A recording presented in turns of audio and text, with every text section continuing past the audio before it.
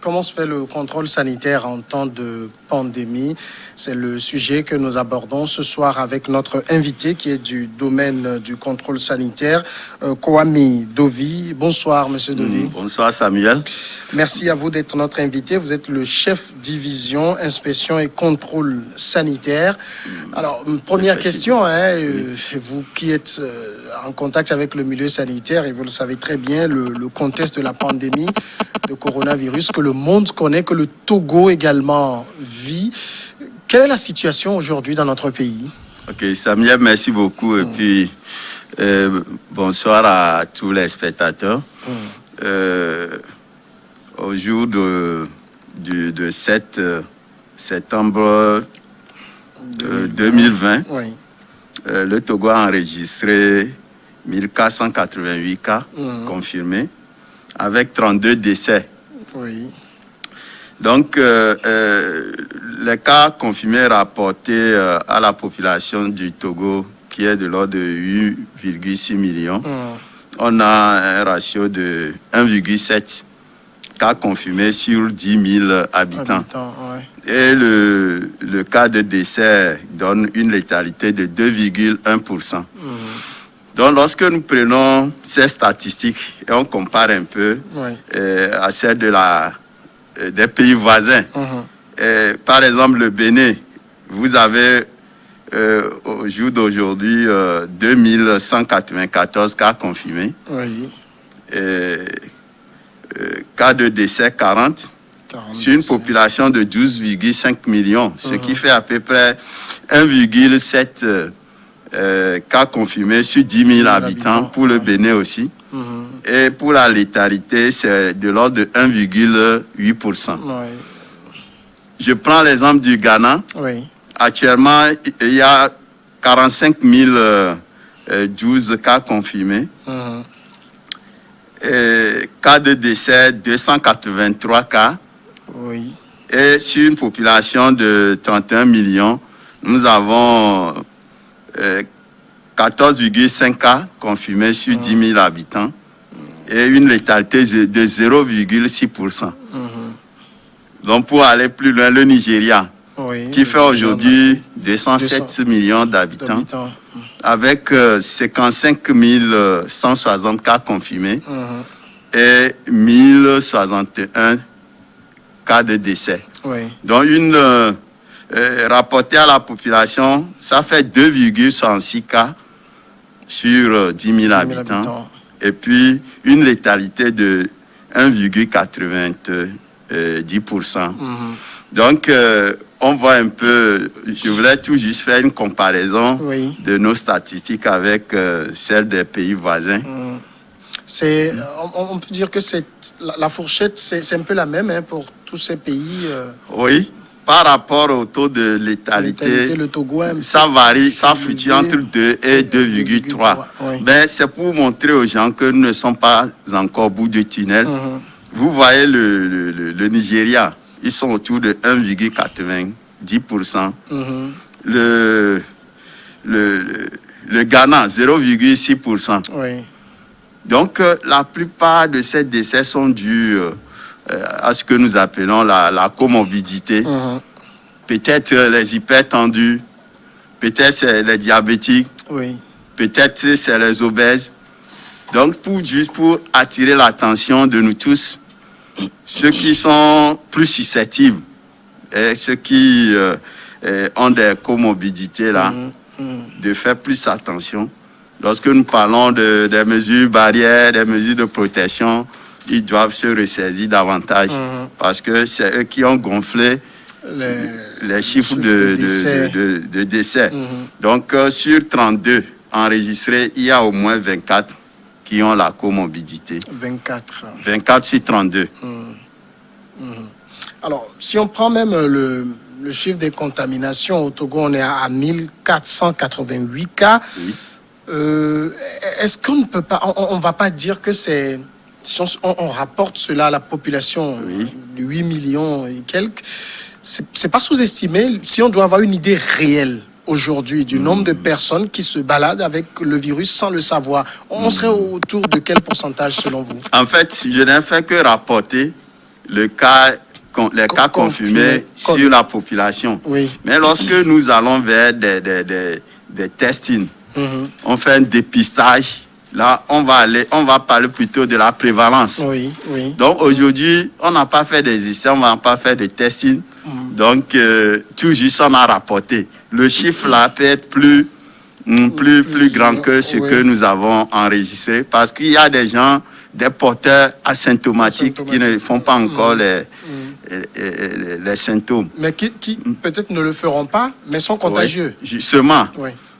Et il y a des études qui sont en train d'être menées pour voir ce niveau de contagiosité de ces personnes. Ce n'est pas encore au point. Donc, il y a aussi ce problème qui est là. On doit dire que la situation reste toujours alarmante. Bon, en fait, à voir l'évolution, on ne peut pas dire une situation alarmante, mais qui demande quand même plus de vigilance. D'accord. Aujourd'hui, si on vient maintenant à ce qui nous réunit ici, le contrôle sanitaire en temps de pandémie, c'est votre domaine. Hein, comment ça se fait d'une façon globale? Merci beaucoup. Lorsque nous parlons de contrôle sanitaire, nous, au niveau de la santé, nous intervenons dans le contrôle sanitaire dans le cadre de ma division, des établissements de restauration, des hôtels et puis des denrées alimentaires transformées. Donc le contrôle sanitaire global au Togo est tenu par plusieurs ministères. Oui. Et ça dépend aussi des normes qui régissent la qualité des aliments. Donc pour les aliments d'origine, c'est une tautologie, aliments d'origine animale, c'est la norme de l'Organisation internationale de l'élevage qui est gérée par les vétérinaires. Oui. Donc, en l'occurrence, la direction de l'élevage. Il y a les aliments d'origine végétale, qui, la norme là, CIPV, Convention internationale de protection des végétaux, qui est gérée par les phytosanitaires de la direction de protection des végétaux. Et puis, le Codex Alimentaris, qui concerne les aliments transformés, qui est géré par le ministère chargé de l'Agriculture à travers l'ITRA, Institut Togolais de recherche agronomique, et puis par la santé.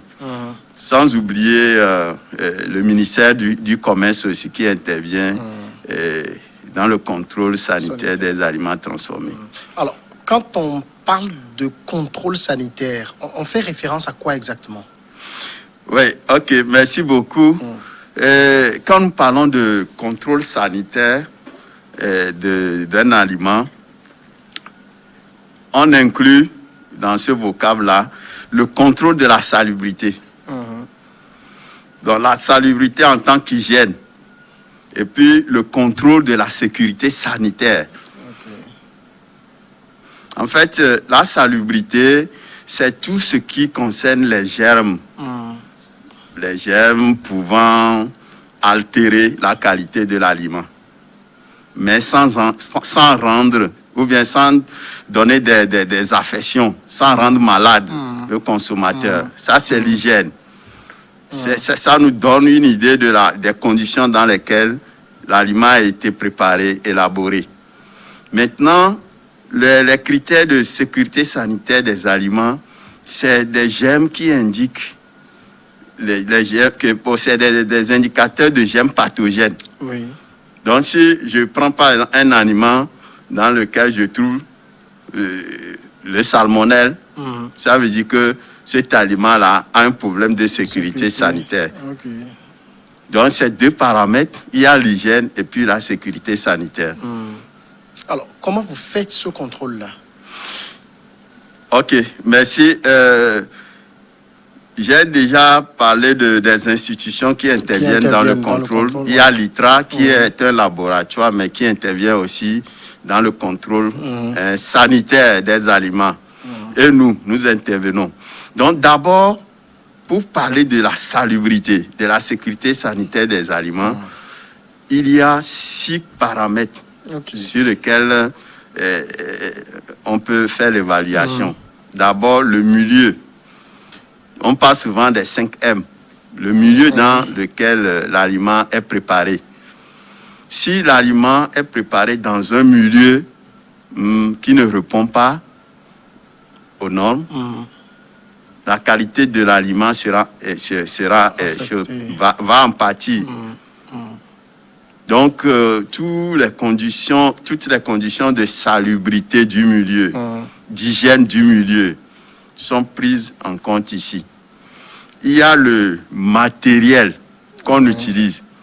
Je prends par exemple les boulangers qui utilisent du pétrin pour vraiment faire leur pâte. Le laminoir. Si tous ces équipements ne sont pas salubres, ne répondent pas aux critères, le produit fini sera de mauvaise qualité. Donc la qualité de l'équipement va agir sur la qualité du produit. Il y a la matière première qu'on utilise. Donc ici, tout ce qui entre dans la fabrication, les ingrédients, la matière première, mais sans oublier l'eau, qui est une matière première vraiment très capitale. Donc si la qualité de cette matière première ne répond pas, ça veut dire que le produit final aussi va en pâtir. Surtout les aliments qui sont à élaboration froide. La salade, lavez pas par exemple une eau de mauvaise qualité, vous voyez déjà. Donc il y a la matière première. Donc maintenant, il y a la méthode de préparation. Aujourd'hui, nous sommes en temps de Covid. La méthode que les restaurateurs vont utiliser, par exemple, pour préparer les repas froids, cette méthode doit comporter des étapes pour vraiment désinfecter. Si c'est des légumes, des fruits, il faut les laver, les désinfecter. Donc la méthode aussi doit comporter la méthode de cuisson. En temps de Covid, il faut cuire les aliments à fond jusqu'à avoir 70 degrés à cœur. Donc la méthode de nettoyage. Comment nous faisons le nettoyage? Quels produits nous utilisons? Donc ça va dans les méthodes. Les méthodes qu'on utilise pour lutter contre les nuisibles, les cafards, les rats. Donc ça prend en compte tout ça. Et puis pour finir, il y a le 5e M qui est le manipulateur. Et ça cadre bien avec le contexte de Covid.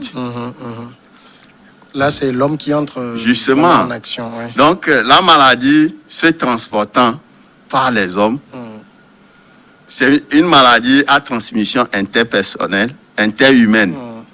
Donc, celui qui manipule les aliments, si la personne est contaminée, ça veut dire que la personne peut aussi transmettre la maladie à travers peut-être les aliments, mais c'est pas aussi pour les aliments, la transmission n'est pas aussi chaude. Mais si cette personne a contact avec les clients, peut transmettre la Covid facilement. Mais dans le code de la santé publique, il est interdit qu'un manipulateur qui n'est pas en bonne santé ou bien qui a une maladie transmissible puisse vraiment faire des prestations. Donc il doit arrêter de faire la prestation jusqu'à la guérison totale. Donc c'est les 5 M là qui constituent les paramètres de contrôle lorsque nous allons pour faire un contrôle. Donc, quand nous parlons de la sécurité sanitaire des aliments, le contrôle, par exemple, au labo, c'est une petite partie. Si tu contrôles aujourd'hui, le temps de revenir pour contrôler, si les conditions, les 5 M là ne sont pas maîtrisées, la qualité de l'aliment sera altérée. Donc, ça prend en compte tout ça là. Alors, quand on regarde un peu les 5 M, milieu, matériel, matière, méthode, manipulateur, est-ce que votre travail parce que là, il y a le côté laboratoire, bien sûr. Mais est-ce que vous allez sur le terrain et quand vous y allez, concrètement, dans la réalité, qu'est-ce que vous faites pour qu'on dise que vous faites du contrôle sanitaire? Ok, merci beaucoup.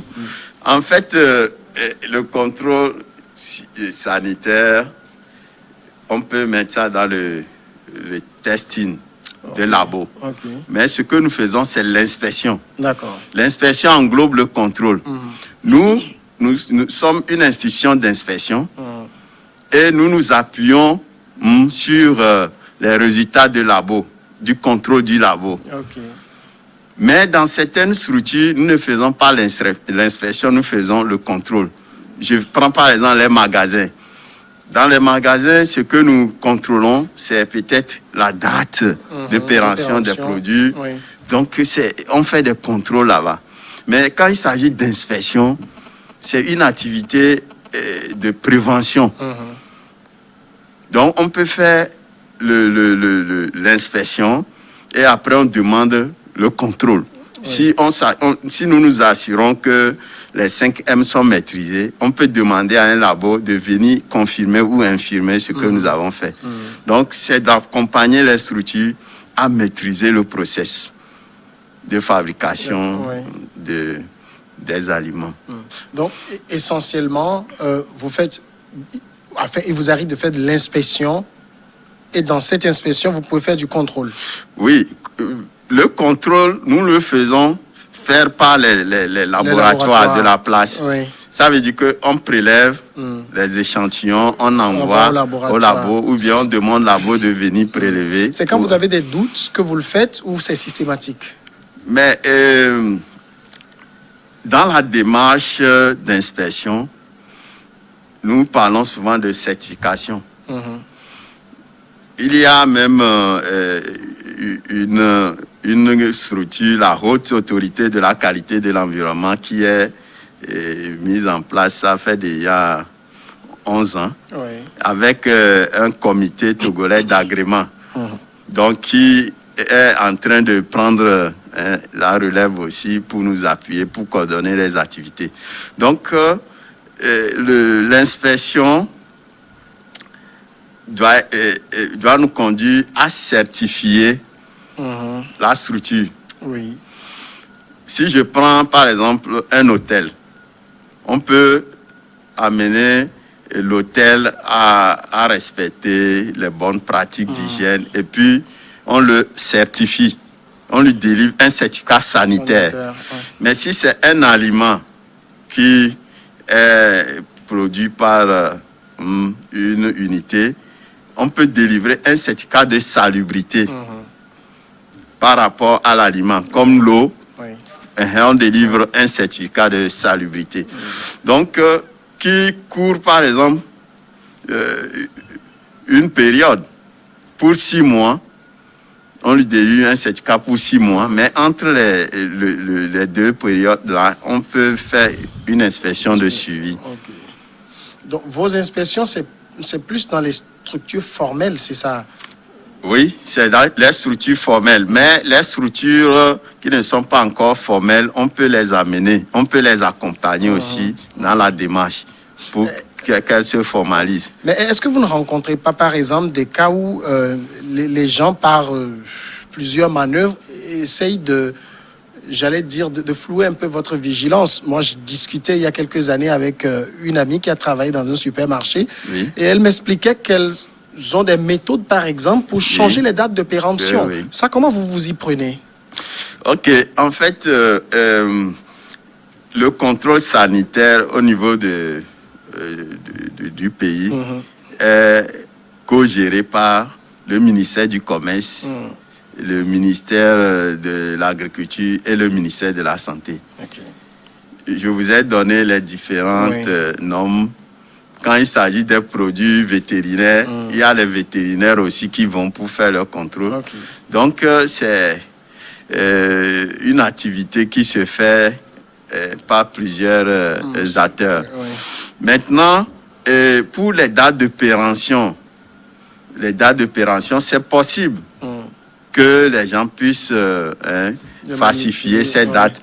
Mais quand un inspecteur va dans un magasin, un supermarché, il y a aussi, si c'est falsifié, l'inspecteur aussi a des indices pour savoir que c'est falsifié ou bien c'est pas falsifié.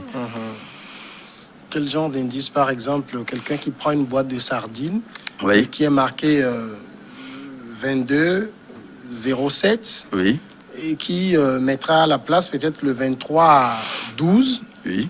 C'est avec des machines, c'est comment Oui, c'est une question de professionnalisme. Hein. Donc, il faut voir la superposition de l'encre originelle et puis la superposition de l'encre qu'on a utilisée pour falsifier la date. Mais si c'est un produit, il y a vraiment beaucoup de critères qu'on utilise pour détecter ça, à moins que un inspecteur n'est pas arrivé à cet endroit. Alors, puisqu'on parle surtout de ce contrôle lié au temps de pandémie, vous l'avez rappelé, quand on regarde parmi les 5 M, il y a surtout le manipulateur qui peut lui-même être porteur. C'est vrai que le coronavirus, selon l'OMS, n'est pas transmissible par les aliments. Et ça, on est très rassuré. Mais il y a d'autres vecteurs, c'est d'autres moyens. Quelqu'un qui touche une surface, je reviens toucher, je porte les mains au visage et tout. Alors, lorsque vous faites votre contrôle, vous allez dans une structure. En matière de respect des mesures sanitaires, est-ce que ça fait partie aussi des éléments de votre contrôle? Ok, merci. Au début de la pandémie, nous avons eu à faire une tournée conjointe avec le ministère du Commerce pour vérifier l'observance des mesures barrières et puis vérifier un peu le prix des denrées de première nécessité. Donc, les mesures barrières doivent être appliquées dans les établissements, tous les établissements recevant du public. Je prends un magasin. À l'entrée du magasin, on doit avoir un dispositif de lavage de mains. Les paniers, les chariots, c'est des points de contact que tous ceux qui fréquentent la structure seront appelés à toucher. Le poignet des portes.